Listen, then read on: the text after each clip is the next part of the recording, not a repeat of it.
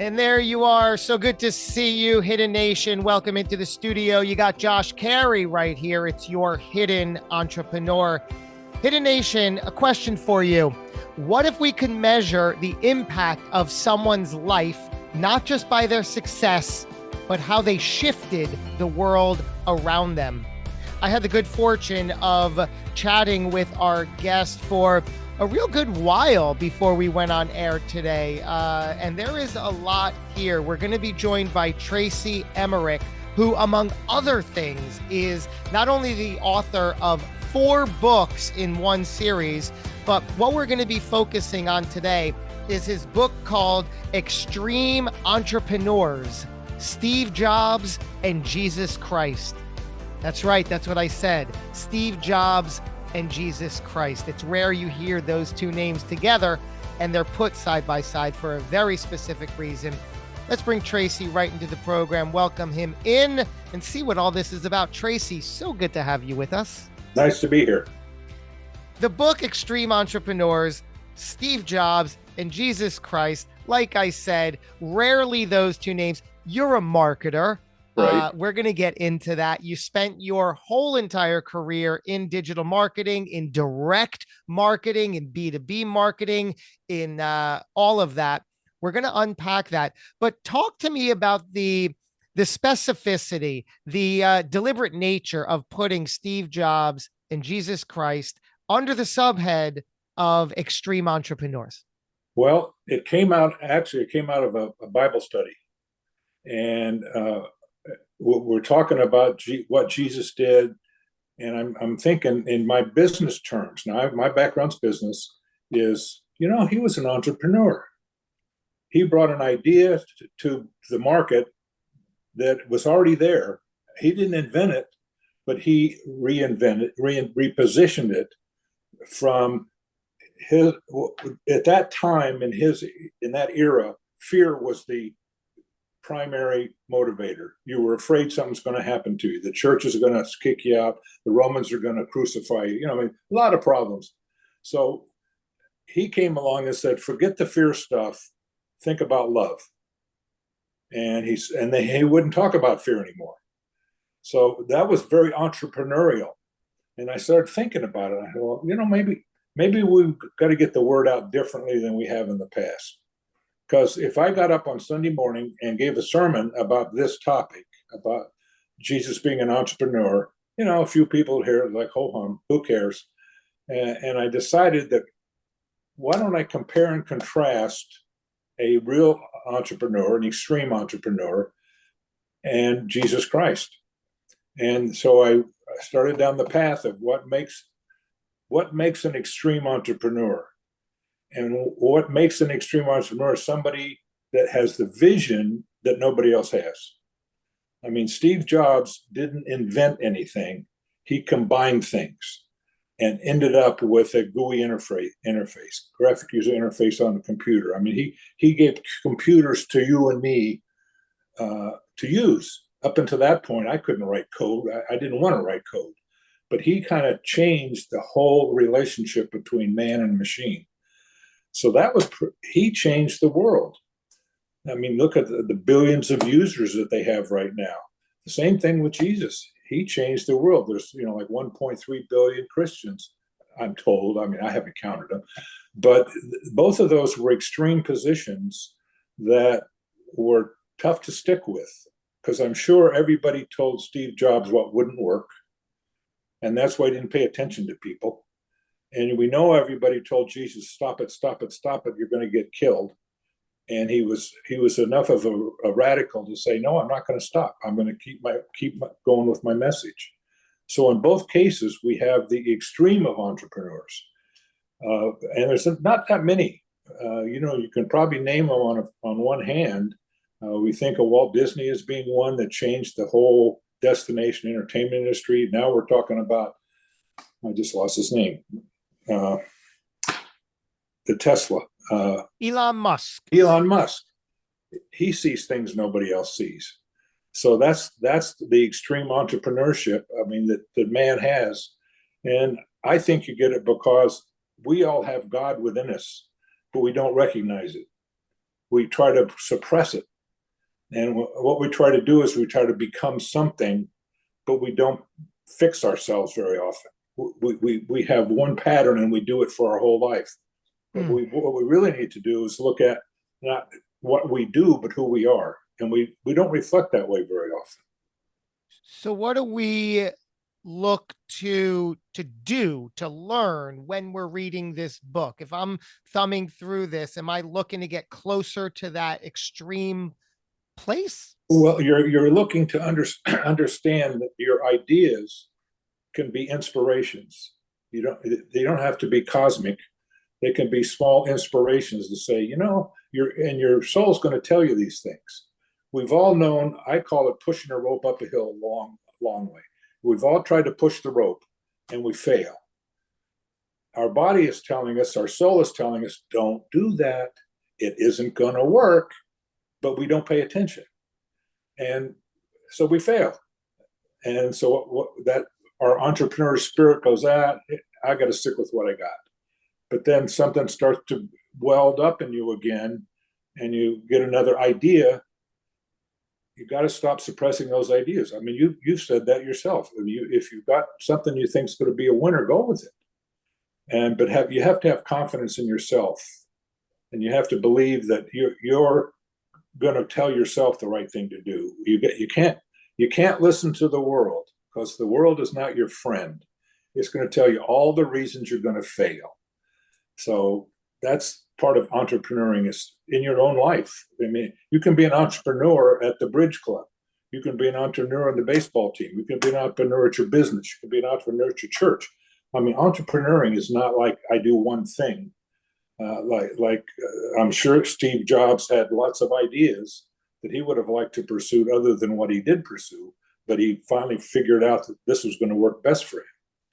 So it's, if you're going to be extreme, you and like we talked before we went on air, is he didn't do it for money. He never worried about the money. He did it because he wanted to change man's ability to use technology, and he did it. Your book, Extreme Entrepreneurs, Steve Jobs and Jesus Christ, is actually the first in a series of now 4. First, why the additional 3? And then frame the reference to the Wizard of Oz between the 4 books. Okay, well, when I was working with the publisher on the first book, the publisher contacted, do you have any more in there?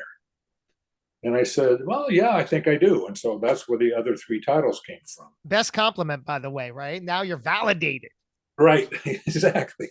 So once you have the pattern of one, it's easier to do the next ones, because you've kind of argued with yourself about what you need to cover and what guardrails to set for yourself.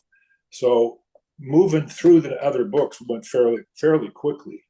Plus, when you have a good editor, it makes a big difference. That was my biggest mistake in the first book. I didn't have that good editor. But the other books kind of followed on.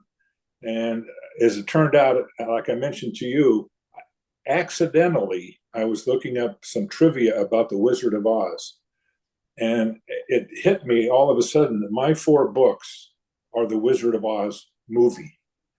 Like the Tin Man wanted a heart. And one of my books is called Nifty Neighbors, Mr. Rogers and Jesus Christ. And that's about your heart, and that's about other people and getting along with people. Then the other character with the lion was looking for courage. And so I have a book called Constant Courage, Martin Luther King Jr. and Jesus Christ. Then the last primary character was the Scarecrow. Now, the Scarecrow was looking for a brain, and that's my Steve Jobs book. But then I was thinking, well, who the hell is the coach? Because my last book was called Consummate Coaches, Bill Belichick and Jesus Christ. And I figured out, well, who's the coach? So I started envisioning the movie, and it came out that the good witch, Belinda, or Galinda, her name is, was the one that told Dorothy to follow the yellow brick road. And then at the end, she was the one that said, your ruby slippers could have always been there to take you home. So she was the coach. So my 4 books perfectly tied to the Wizard of Oz. I don't have the Wizard, by the way. Maybe that's the next book. I don't know. My goodness. I love the connection, not only to the Wizard of Oz, but I love how they're all together. So these are all extreme entrepreneurs, somebody, and Jesus Christ. That's the Correct. template. I mean, it's really clever, right? Especially as an author, it must be very gratifying. It is. It is. And it's interesting. I get the most pushback from people about Jesus Christ and Steve Jobs. What is that? What do you mean the most pushback? Well, because Steve, he doesn't have any aura of religiosity at all. And in fact, he didn't believe. He said he didn't believe in God, but that's what we won't debate that one. But he's the most antithesis, if you will, of Jesus Christ of the characters. So I've had interesting emails from people that say, or some of the reviewers. One of the reviewers said, I never thought I'd see these two people combined in the same sentence. And you're thinking, win. Absolutely.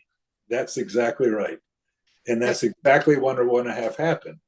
Because if you get into the book, then you can start to identify with yourself as not being necessarily Steve Jobs, but you've got this, we all have the same qualities of thought. I mean, you can think about ideas, little ideas, big ideas, but the key is doing them. You spent your entire life, right? Your career in marketing, direct marketing, digital marketing, B2B sales. Yep. Give us an idea of what that really looked like. Paint the picture, and then we'll go from there. What did you do? Well, back in the day, we used to refer to it as junk mail. Junk mail, and this was before the internet. Yeah, way before. This is back in the 70s, early 80s. When mail was it, right? Well, and telephones started to come online. That was when we started to have junk telephone. So through the 80s, those two, that was the hand in glove of activity in the direct marketing industry. Okay, junk mail. I love it. Yeah. So I did a lot of junk mail. And these books were not even at that time. I wrote a book back in '86 called Business to Business Direct Marketing, which was basically the how-to book of doing direct marketing to businesses. And I updated that in 1999. But then since then, there's so many people in it now. It's kind of a crowded industry. Back when you were the lone voice on the top of the hill, but now this is a whole crowd of people. So it's like, I gotta go find something else to do. No point in trying to yell louder than everybody else. I need a different approach. Well, I'm retired now, so I don't need to do that. When you were getting your feet wet in marketing and learning and succeeding, looking back on all that, what do you think one of the biggest and best lessons you've learned about people and marketing and sales? I guess one of the things I learned, it came to fruition when I started doing just consulting. And rather than doing the work, I went to help other people figure out how they could do the work. And it was a disappointment that people would pay me a ton of money to work with their staff for like a day or 2 days or 3 days and come up with a whole plan and a whole implementation schedule, blah, blah, blah, blah, blah. You go back 6 months later, they haven't done a thing. And you say to them, I'm happy to come and spend a couple more days with you. Now, you're going to give me a whole bunch of money. But if you're not going to do anything, what am I here for? And so I think that was my biggest aha, was that even though people act like they're trying to do things, nobody wants to change. And I guess that's the essence of my issue is they say they want to do something different because what they're doing isn't working anymore. And then if you give them something to say, okay, try this to see if this works better, they're resistant. And they fight it. And, it's almost like I'd rather go down with the ship than fix it. And it's like, okay, well, I obviously am going to have to pick my clients because it's too frustrating. And I'm almost embarrassed invoicing people to go and say, you didn't do any of it, or you did 1% of it, or it was very frustrating. So I think people coping with change is probably the essence based on the question you asked. That was my biggest revelation. Well, it seems like nothing's changed, right? We're all the same humans as we were That's whenever right. Nobody No, wants to change. And they sometimes say what people pay for, they value more and skin in the game, but it sounds like you were still getting your fee and they still weren't changing. So there that's goes right. that theory. Right. That's how it happened. Plus, this is not a sexist comment, but what happened in the 90s, where there was a lot of downsizing and resizing and restructuring, the marketing departments disappeared.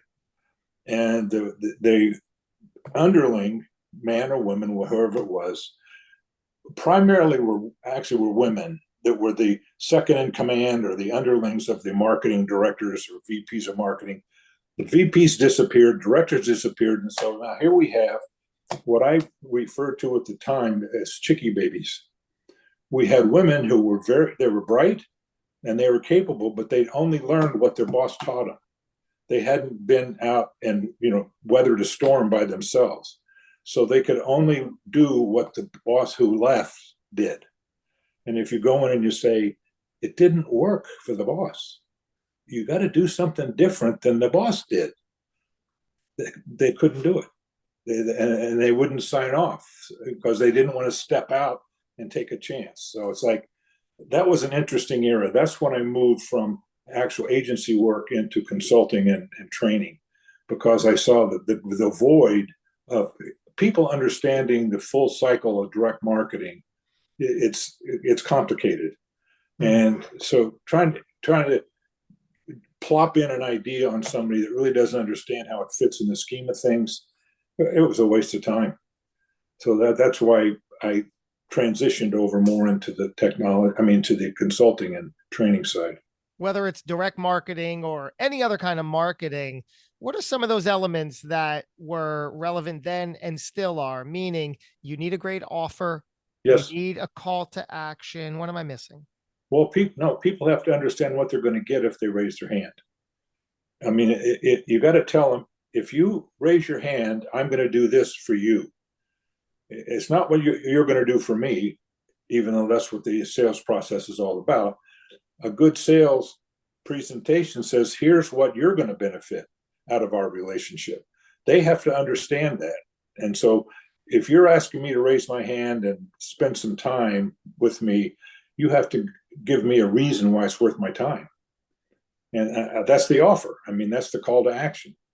But most of the time, people think marketing is printing up a flyer and mailing it to somebody. Like, whoopee, I've waited my whole life for this, whatever it is. It doesn't happen that way. I mean, you have to have a proposition that has an orientation that's going to solve a problem for the recipient. And you gotta sort of lead with that, or Absolutely. Yeah, that's what you're selling. Your sales call, if you're doing on the phone, on the internet, by mail, your sales call is you're leading with their benefit. They don't care how big you are. They don't care how many people you have. They don't give a squat about you. All they care about is themselves. Self-interest is a great motivator.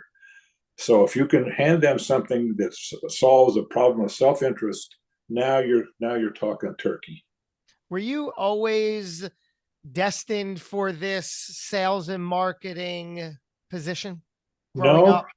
When I got my MBA, I thought I wanted to be in finance, but then I went to work and kind of got interested. I went to work for a manufacturing company and got interested in product development and sales. And I ended up doing program management with American Express mail order division. And so that kind of got my juices going as far as this whole mail order direct marketing industry thing. So from then on, that was the path I followed after that. Me and manufacturing were good friends for about 3 years. And then I figured out I don't want to do that. So it was more like figuring out what you didn't want to do and eliminating those things to figure out what you liked. And I like direct marketing. My brand, The Hidden Entrepreneur, is based on the idea that I spent most of my life hiding behind fear, showing up less than I knew I was capable of doing. Was Right. there ever a time or a position in your life where you could relate to that? Right now, because I'm interested in getting in the podcast. I'll call it industry. I don't know what it is. It's an industry. Industry, and I'm walking with baby steps. But it's kind of like you got to figure it all out as you start. So I'm at that point again. I think the first time I really felt that way was when I went out on my own, and you hang up your own shingle, and it's like, okay, here I am, world. Come see how smart I am. That was the first time. It was when I left an agency and went out and started my own agency. Then in the early 90s, I had a client that was a technology company, and I saw the internet, and I said, that's the future of marketing. And I bought a big computer, not knowing you could do it on a PC. But then that was another fearful time.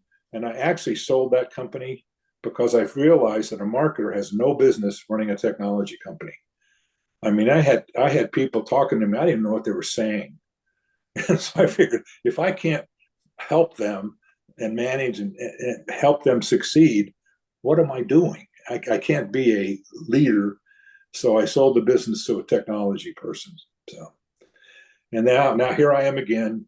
I retired, happy, go lucky, and wrote these books. And then I started doing interviews on this podcast thing. And I thought, well, let's give it a try. So now I'm in no man's land again, kind of, what do I do next? What do I do next? Hey, somebody, throw me a bone over here, a piece of information you share some things with me. So that's where I'm there again. Yeah. At 77, who wanted to be here at 77? But I don't know. Wow. So I love that. So working backwards, today you're 77, you're doing your thing in a few different arenas, but now you realize recently you're like, oh, I might want to be my own host and create a show. I got things to say. I'm interested in this. But like anybody who's entering something new, you don't know what you don't know. You don't know all the steps. So you have to figure it out. Right. And I think that is such a barrier for so many people at so many points in their life. Right. You're right. That it's change. I mean, my kitchen is now my studio, and that's the blessing. I look at this as a blessing because I never want to get on an airplane again. I've flown on so many airplanes and stayed at so many hotels. If I never get on an airplane again, it'll be fine. And once I saw this industry, and I said, now I can do this from my kitchen counter. Oh man, I'm loving this because this is virtually my kitchen counter, and I don't have to get on an airplane. I don't have to stay in a hotel, and the sky's the limit. I mean, you can go anywhere you want to and talk to whoever you want to, and we'll see what happens. That's amazing. When you left the comfort of that agency some time ago to go out on your own, yeah, what was the feeling there? The feeling there was I thought I could do it better. I mean, I guess that's everybody that wants to go out and be an entrepreneur has some sense that I know what the rules are and the regulations, but I think I got a different slant, and I can do a little better than somebody else. And sometimes you succeed. I mean, you actually do it better than somebody else. Sometimes you don't. I mean, some industries I didn't click, and other industries I did quite well. How did you know if you were going to get your first or next client? Well, I had a very good friend who also was a grubstake in the business that owned one of the largest direct mail houses in the Northeast. And he had a client base that was like, 5-star. And he was willing to introduce me to the senior people, like the owners and the presidents of the companies that he was working with. So I had a leg up, if you will, by having a relationship with him. And it worked very synergistically that we helped each other for, wow, maybe 12, 15 years, where I would hand him a bunch of work and he'd give me a referral, and it kind of works. I mean, yeah. In any business, you've got to know somebody. I mean, it's not magic. It's referrals. It's friends of friends. A referral is the best form of business acquisition, I mean, bar none. So that was really, I had a confidence in this guy, and he was about 15 years older than me, so he was also kind of a mentor. Wow. Tracy Emerick, author of Extreme Entrepreneurs, Steve Jobs, and Jesus Christ. Check it out, available right now, along with the other books in this series. Tracy, it sounds like you are just getting started on the next chapter of your life here. I love everything about you, everything you stand for. I love your knowledge and your stories. I hope we can do this again. I look forward to watching everything you develop going forward. Thank you for joining in today. Well, thank you for having me. And thank you, Hidden Nation, for tuning in, investing your time. Did I tell you? It's absolutely amazing. Follow Tracy Emerick. Follow everything he does. Check out Extreme Entrepreneurs right now, wherever you get your books. We're going to do this again before too long. Thanks again for tuning in. Until we meet again, take care. Be well.